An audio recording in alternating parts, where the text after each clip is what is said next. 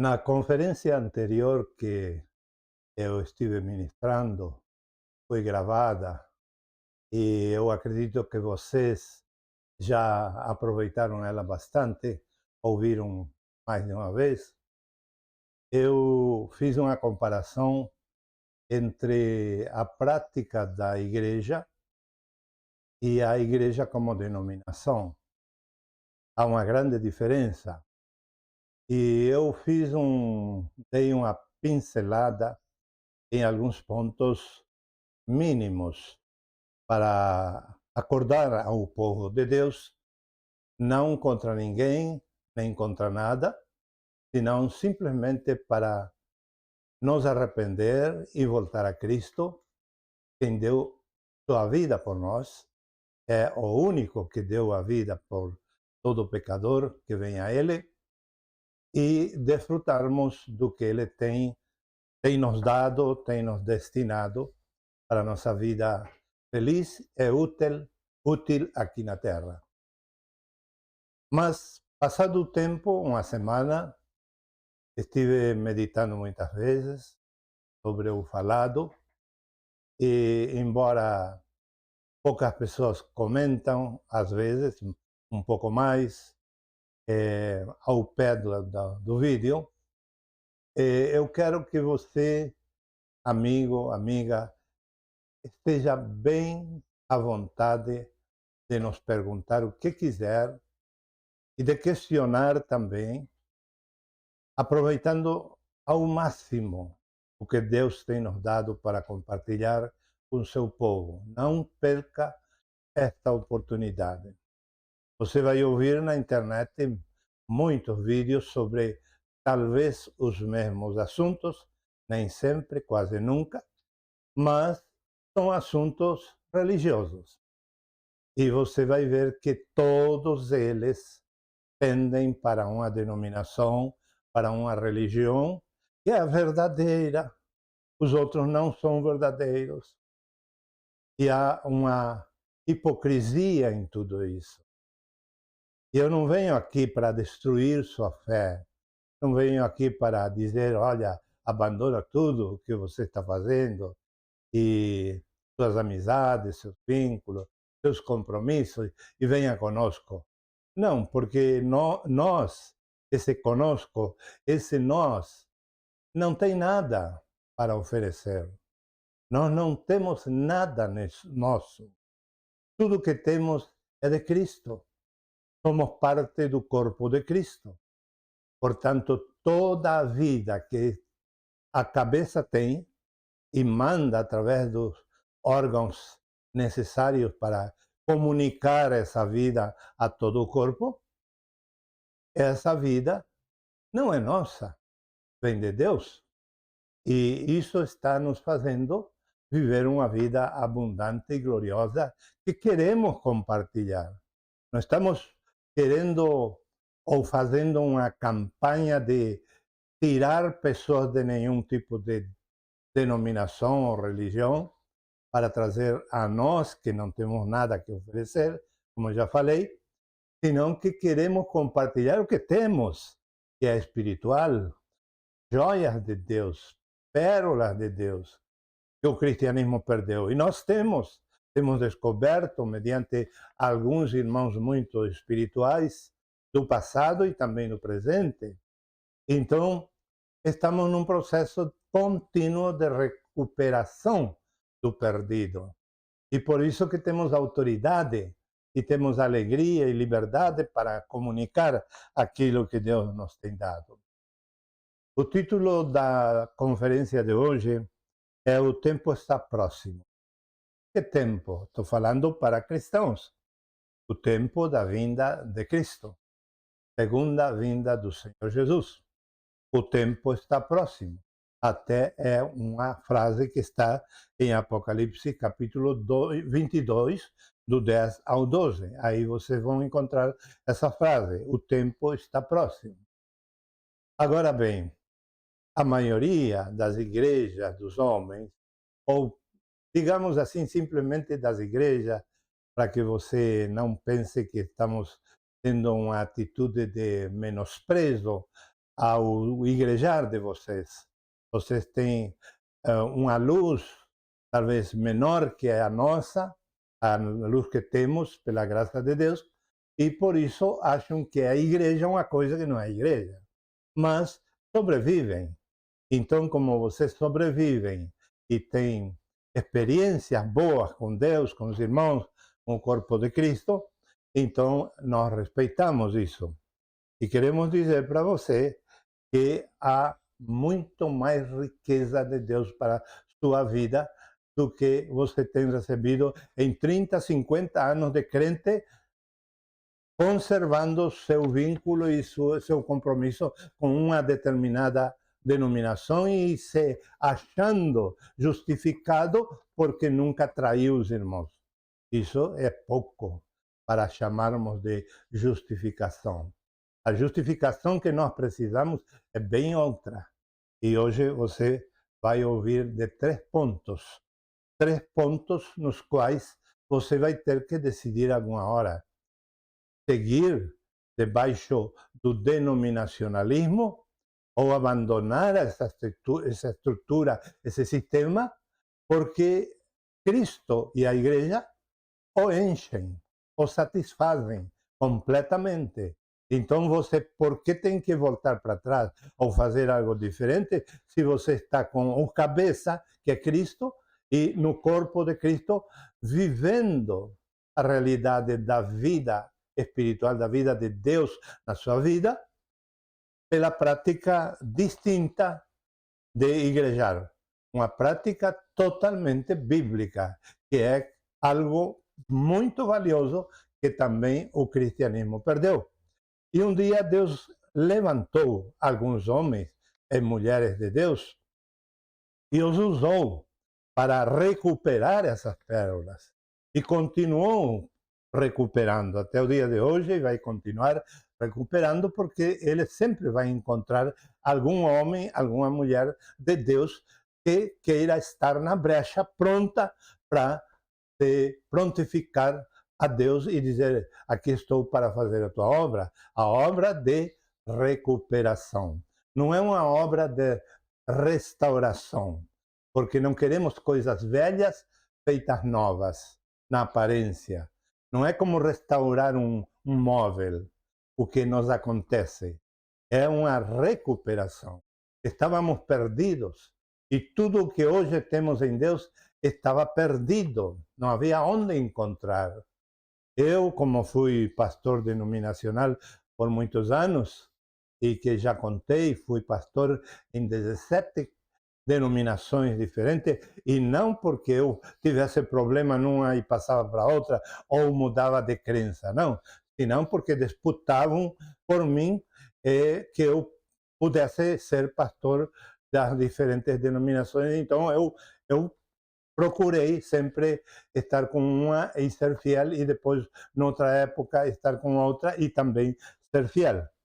E em todo esse tempo, eu recebi muito de Deus, mas também descobri que até as mais altas autoridades das denominações carecem de muitas pérolas fundamentais na edificação da igreja, porque o sistema não permite que eles possam descobrir essas pérolas, onde estão. Não permite. O sistema asfixia e faz com que eles não consigam ser livres em Cristo. E vocês sabem que quando eu falo de liberdade em Cristo, pela Bíblia, não é libertinagem, é liberdade genuína, verdadeira e única. Não existe outra liberdade tão verdadeira como Cristo. Isso disse o apóstolo João quando viu ao seu primo aparecer na Palestina caminhando por lá, e ele disse: ei, aí vai o Cordeiro de Deus que tira o pecado do mundo. E logo ele diz que somente em Cristo há liberdade. A verdade e a liberdade estão somente em Cristo. Então, tendo toda esta base, você não vai se perder conosco. Vai continuar sendo guiado porque não saímos da Bíblia.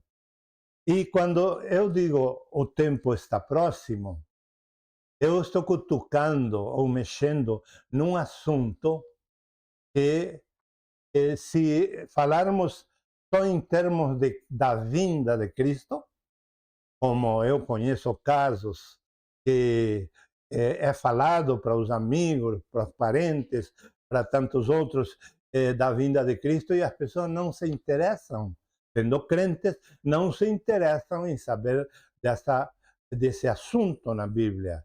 E até muitos crentes estão dizendo, não, mas ele não vai vir tão em breve, ele vai demorar. Então a Bíblia mente quando diz o tempo está próximo.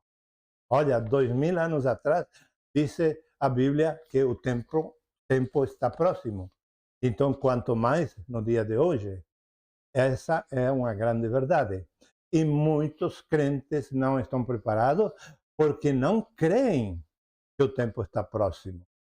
E como é uma verdade pilar na crença cristã, na fé cristã, é uma verdade fundamental. Eu preciso dizer para vocês, bastante em claro nesta conferência, que o tempo está próximo. Sim, Apocalipse capítulo 22, do 10 ao 12, fala que o tempo está próximo. E que diz para fazer por causa de que o tempo está próximo? Ali menciona várias coisas, mas eu resgato duas coisas principais: a justiça, ou ser justo, e ser santo. Duas verdades fundamentais que devemos viver e praticar, porque o tempo está próximo. E como isso não se ensina em muitas igrejas, na maioria das igrejas não se ensina, e numa muito famosa, que até leva no nome dela, o advento de Jesus Cristo por segunda vez, eles torcem totalmente e levam aquele que espera dos deles, que espera a segunda vinda de Cristo, leva a eles ao passado, à lei. Você guarda a lei de antes de Cristo, então tem direito a esperar a Cristo. E Cristo, quando veio, ele destruiu esse mito. Ele destruiu. Toda a sua fala demonstra que para ter entrada ou ser arrebatado com Cristo e ir na sua segunda vinda à terra, não é guardando o sábado, não é guardando a lei mosaica, é justamente crendo naquele que pode nos perdoar. E quando ele nos perdoa, ficamos justificados e nos convertemos em justos. Assim é o caminho. Está no Novo Testamento com absoluta clareza. Então, vejamos que esses dois atributos, ser justo e ser santo, só se consegue em Cristo. E quando nós recuperamos esses dois atributos, então estaremos em condições de nos encontrar com Cristo, seja num arrebatamento, seja porque morremos e temos que ressuscitar e nos apresentar diante do Senhor. Seja como for, nós temos que viver sendo justos e santos. Mas tem uma terceira categoria de atributo que não está nos versículos citados de Apocalipse 22. Não está, mas está em outra parte do Novo Testamento: a esperança. São três coisas que não podem faltar em nós se queremos ir com Cristo, se queremos ir para o céu com nosso Senhor Jesus: a esperança e também o ser justificado e tornados justos, e ser santificados e nos tornar também santos. Para que isso aconteça, vamos ver alguma antítese desses três conceitos dentro da palavra de Deus, E daí você vai escolher e vai ver se vai continuar debaixo da mesa, comendo migalhas nas igrejas dos homens, ou vai vir para a vida da igreja rica, porque Cristo é o dono, o cabeça, e é Ele que está nutrindo todo o corpo, e nós não comemos migalhas, nem comida alheia, nem comida estragada, senão que comemos a comida fresca, viva e real diariamente. E porque fazemos isso, não é nosso mérito, mas é uma bênção de Deus, e vivemos essa vida, temos a autoridade de dizer para você, olha, pensa bem, porque a mudança de mesa, você deixaram a mesa onde só lhe dão a oportunidade de comer as migalhas que caem da mesa, que são servidas somente para os teólogos, para os eruditos em Bíblia, para os universitários, para os homens, mas não para as mulheres. Tudo isso, quando você decide esse tipo de mesa, olha, não vá dizer no final dos dias que você não sabia. Você ouviu esta conferência, você participou e você está sabendo que, como o tempo está próximo, alguém lhe alertou de como ser justo e como ser santo e como ter uma esperança viva e real desse acontecimento, esse evento futuro que é a vinda do Senhor Jesus. Amém? Bom, enquanto a palavra, o atributo justo, eu vou questionar você. Eu disse que ia fazer uma antítese. Eu vou questionar você. Eu não estou roubando membros, eu não estou pescando em aquário, eu estou pregando a palavra de Deus com temor e tremor, porque isto não é brincadeira. Isto está em jogo a sua salvação e a sua eternidade com Deus ou no inferno. E Deus me dá a oportunidade para eu falar estas coisas. E eu tenho que falar. Agora, que você goste ou não goste, é problema seu. Eu sempre vou estar orando para que Deus amoleça o coração das pessoas e possam crer nesta palavra. E quando alguém de vocês creia nesta palavra, nós vamos saber, porque aquele que crê e que muda de vida também se torna agradecido. É como aqueles 10 paralíticos da parábola, ou seja lá o que for, uma narrativa ou parábola, que um deles somente voltou. Bom, esse único, viu que sempre é a minoria?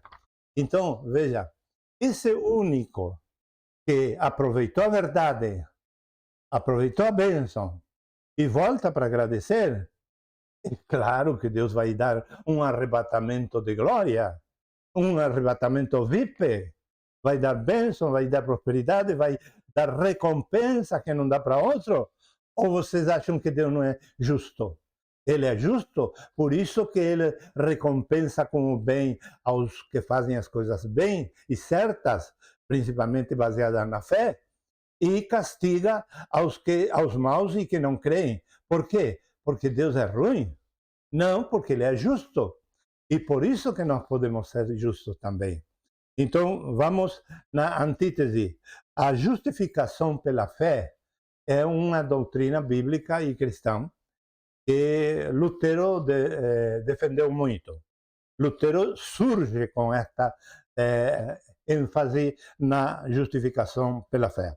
Mas você deve ter ouvido na sua igreja ensino sobre a justificação pela fé.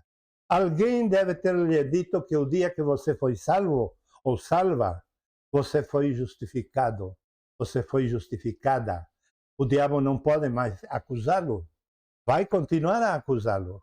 E os de má fama, as pessoas ruins, também vão continuar a lhe acusar. Mas se você veio a Cristo de verdade, com fé, e foi perdoado e perdoada, esquece do que os outros possam dizer, porque você foi justificado ou justificada. Você é um justo. ou uma pessoa justa. Por quê? Porque você passou pelo processo de crer, se arrepender e receber o perdão de Cristo. E Jesus na cruz que disse, consumado é. Se foi consumado todo o sacrifício dele por você e por mim, esquece as acusações dos outros. Você foi feito justo ou justa. Você foi transformado num justo, numa pessoa justa. E creiam ou não creiam, você é um justo aos olhos de Deus e também aos olhos do inimigo. Portanto, você pode ficar tranquilo ou tranquila que você cumpriu com o primeiro requisito para a chegada, segunda chegada do Messias na Terra, porque o tempo está próximo. A qualquer momento vai acontecer. Você tem que ter certeza de sua justificação, porque é a única coisa que o transforma em justo. Em Gálatas capítulo 5, do 22 ao 23, eu não vou ler, mas ali essa passagem está falando de moralismo e legalismo. Olha, irmão, o legalismo judaico não resolve nada. O Novo Testamento é muito claro neste ponto. Que porque a carne é fraca, a lei nunca vai funcionar. Nunca funcionou e nunca vai funcionar. Nunca vai produzir justos. Nunca. A lei tem o defeito de não ter o poder de transformar as pessoas. Portanto, quando leia você em sua casa este versículo, Gálatas 5, 22 e 23, pergunte-se, então, que é sinal de que eu estou no caminho da justiça? Qual é o sinal? Segundo esse texto, esses dois versículos, o sinal é a liberdade. Aliás, eu cito dois versículos centrais, mas você precisa ler do versículo 1 ao 25 do capítulo 5 de Gálatas.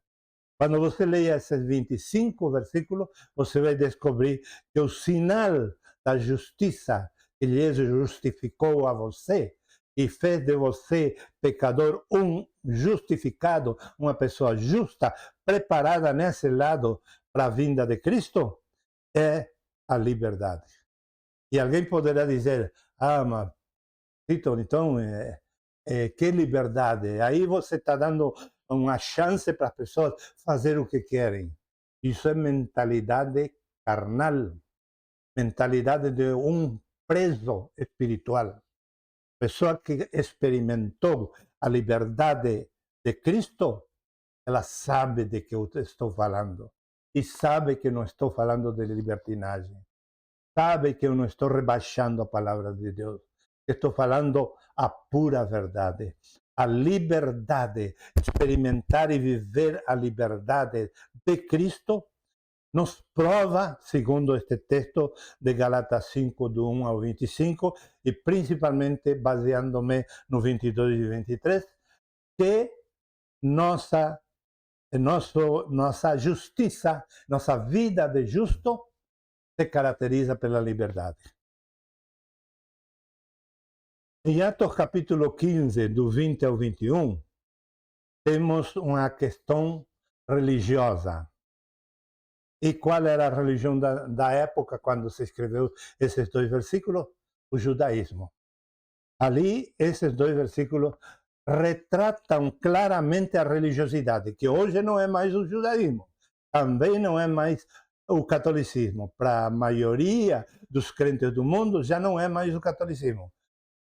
A estrutura religiosa que leva aos crentes em Cristo a perder sua liberdade e viver uma vida asfixiada, encarcerada, uma vida de religiosidade governada por regras, segundo estes versículos que está em Atos capítulo 15, do 20 ao 21, que encontramos a narrativa de uma visão que teve o apóstolo Paulo, do apóstolo Pedro, perdão, e também ele foi levado a um êxtase e viu aquilo que está ali nessa narrativa, e Deus confronta ele.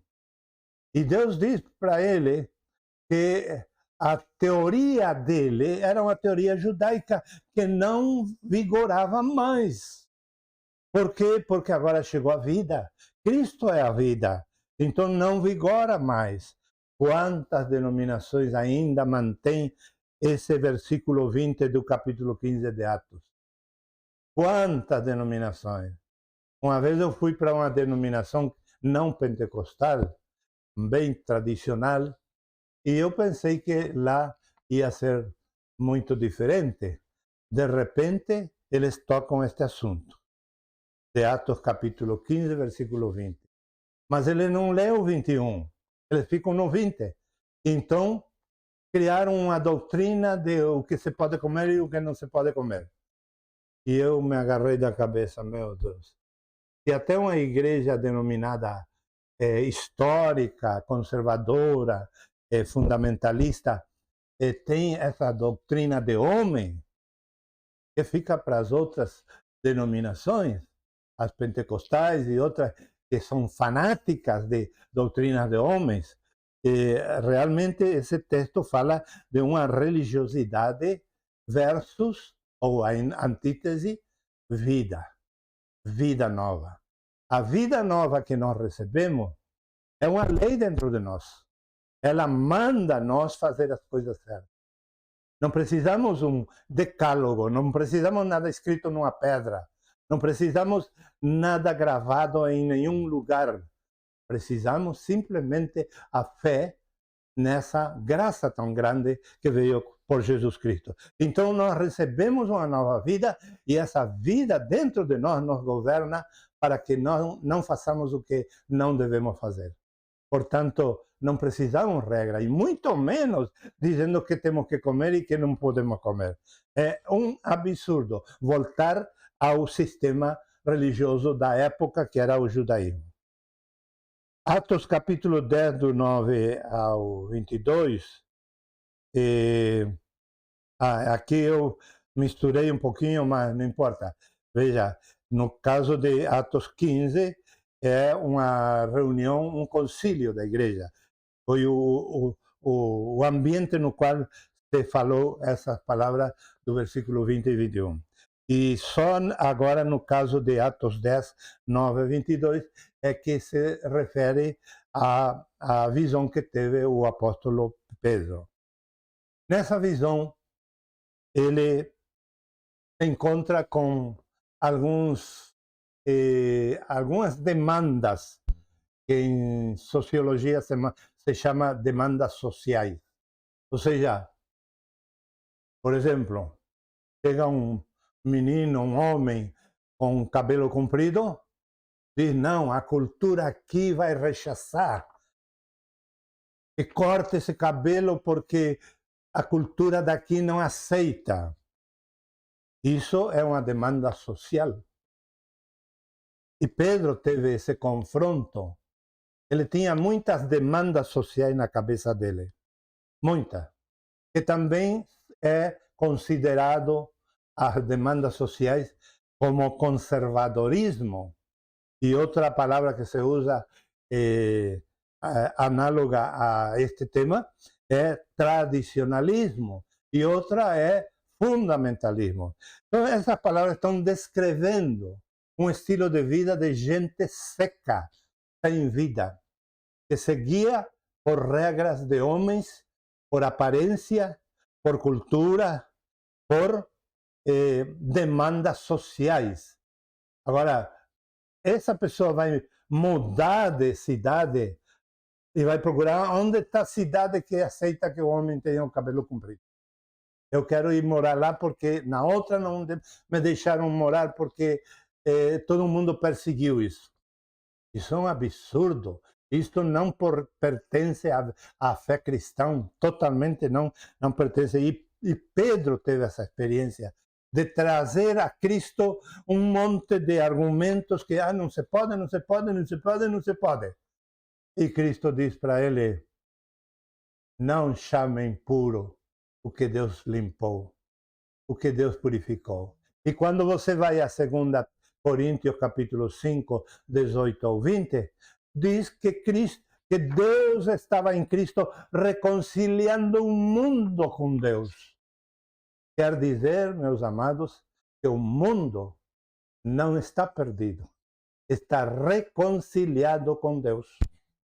Ou seja, quando a pessoa é podre por dentro, ela vê tudo errado, interpreta a Bíblia errada, e isso é muito comum nas igrejas dos homens. Muito comum. Por isso que estou fazendo um pouquinho de paralelismo, para você saber escolher e ver as coisas reais. Então, quando você vem a uma vida de igreja genuína, você vê que aqui não há regras, aqui não há mandamentos de homens, aqui há vida, e vida em abundância. Não há tradicionalismo, conservadorismo, fundamentalismo. Não, temos o fundamento que é Cristo e não temos ismo de fundamentos. Realmente, tendo este entendimento, com certeza você vai querer experimentar uma vida diferente. E como eu estava falando de ser justo, se você não foi justificado por Cristo, você não pode fazer justiça alguma. Você não pode pregar a justiça pela fé. E se você foi justificado por Cristo, e além de ser justificado nos pecados passados, você vive a justificação todos os dias. Por quê? Porque vive na fé, não no que vê, senão no que não vê.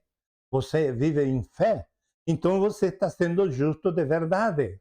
Então, aí você tem autoridade para falar de justiça para os outros. Senão, não tem. Agora vem o ponto da santidade. A santidade também está no versículo 11 de Apocalipse, capítulo 22.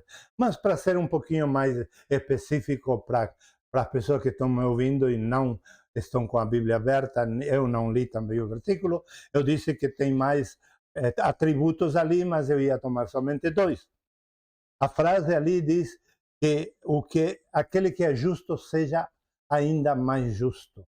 E aquele que é santo, que seja ainda mais santo. Então, é isso que demanda a palavra de Deus. São tempos que, como o tempo está próximo, o que é justo tem que se preocupar por ser mais justo.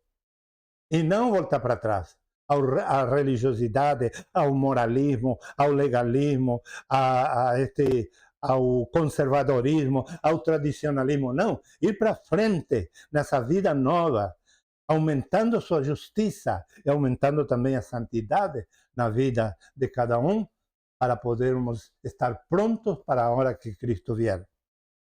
E quando nós nos deparamos com o tema da santidade, temos muitas perguntas, os crentes. A primeira, todo mundo conhece a resposta. Quando começa a vida de santo num cristão? Começa quando nasce de novo, porque muda de DNA. A maioria das igrejas ensinam isso. Isso é inequívoco. Isso é radicalmente verdade em qualquer lugar que possamos estudar a palavra, as pessoas entendem que se não nasce de novo, não pode ter essa natureza santa. Tá certo? Mas precisamos crescer também na santidade. Precisamos crescer. Precisamos praticar a salvação. Praticar a salvação. E aí vem uma pergunta. A pergunta é: onde? Como? Para quê? Vamos com ela. Nós precisamos ser cada dia mais justos. É o que a palavra nos pede diretamente, claramente. Aquele que é justo, aquele que não foi justificado, não tem como aumentar a justiça nele. Mas aquele que já experimentou a justificação pela fé, Então, ele pode crescer na justiça e cada dia ser mais justo. O versículo 11 do capítulo 22 de Apocalipse está recomendando isso. Se você é justo, seja ainda mais justo, porque os dias estão contados.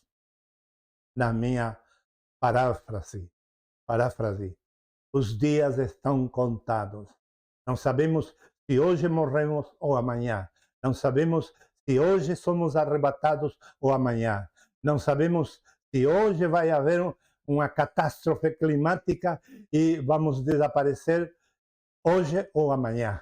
Ou alguém dos nossos vai desaparecer de imediato. Tudo está assim. E a palavra está se cumprindo. Que diz como é? O tempo está próximo. O tempo está próximo. E por causa de que o tempo está próximo, precisamos aumentar nossa justiça. Aumentar, crescer nessa justiça. Ser cada dia mais justo. E para isso temos que começar, primeiro, com a justificação pela fé de nossos pecados. É o primeiro grau da justiça.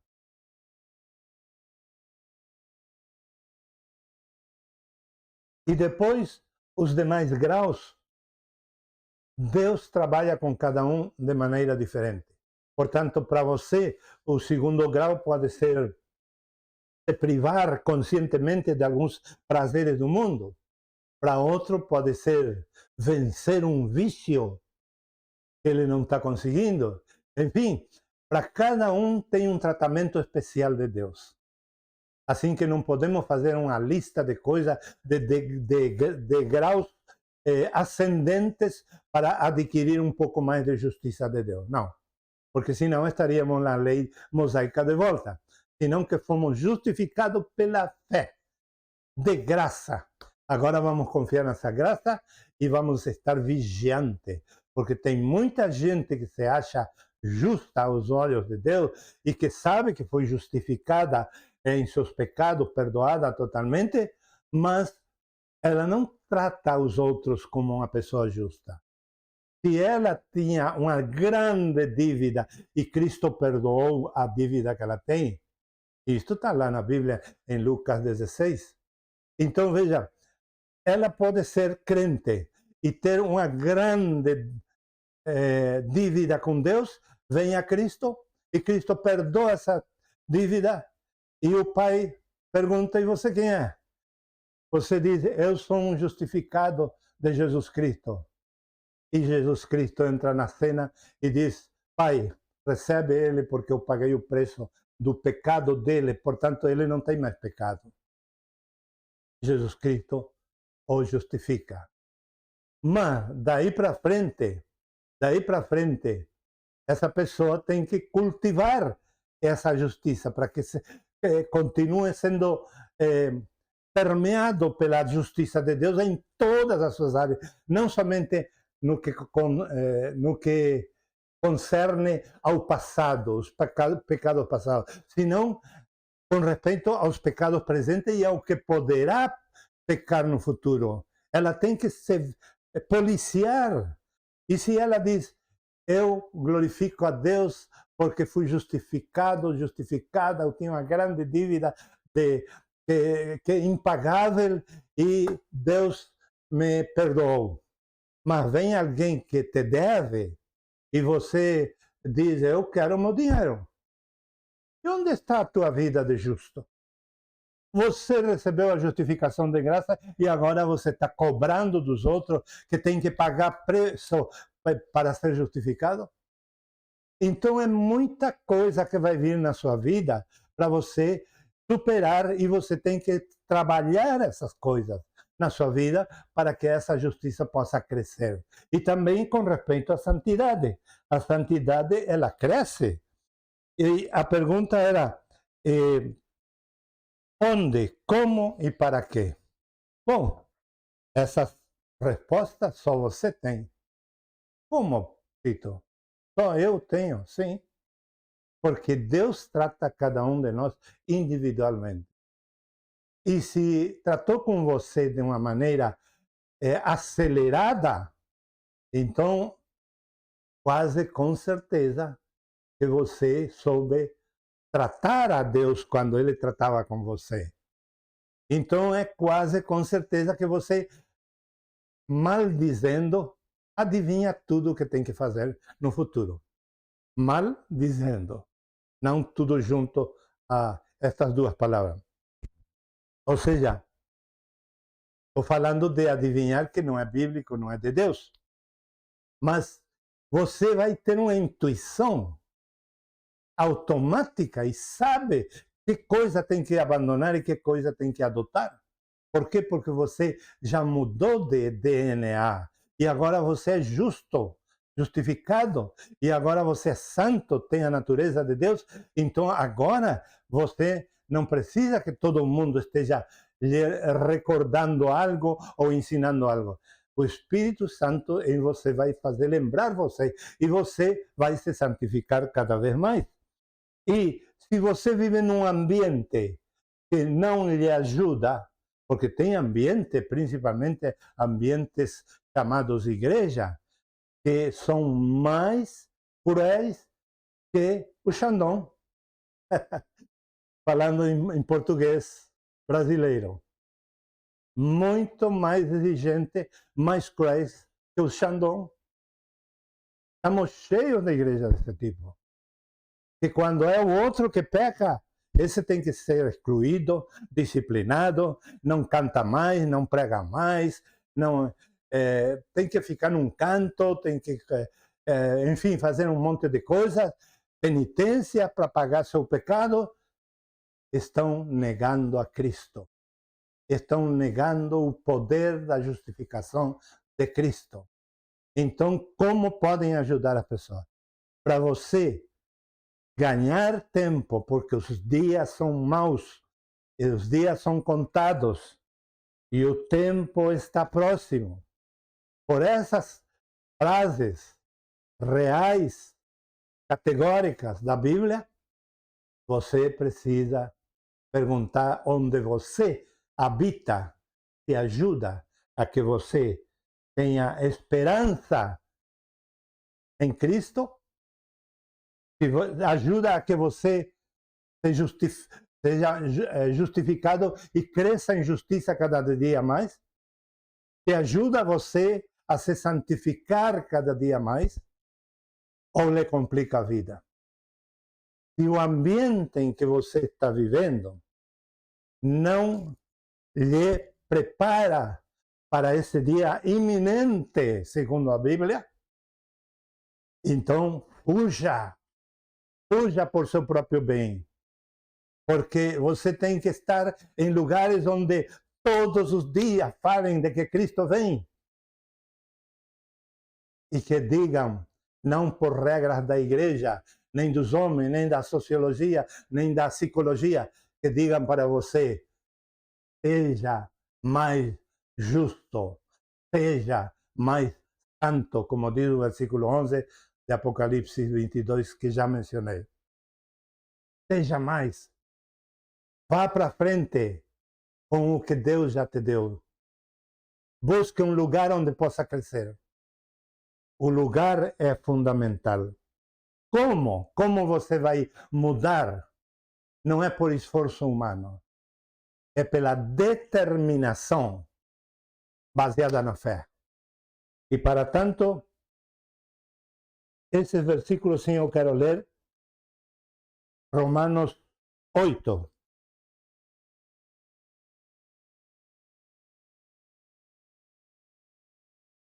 Vinte e 24 e 25.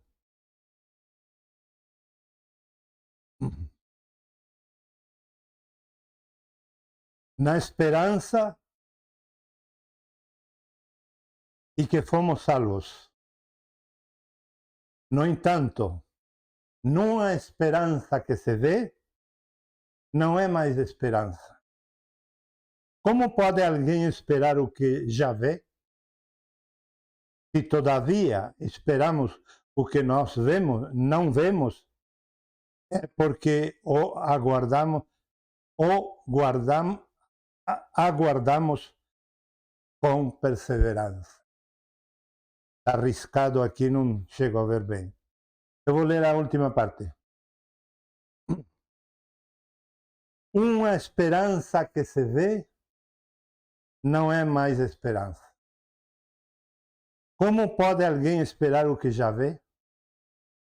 Se, todavia, esperamos o que não vemos, é porque o guardamos ou aguardamos com perseverança.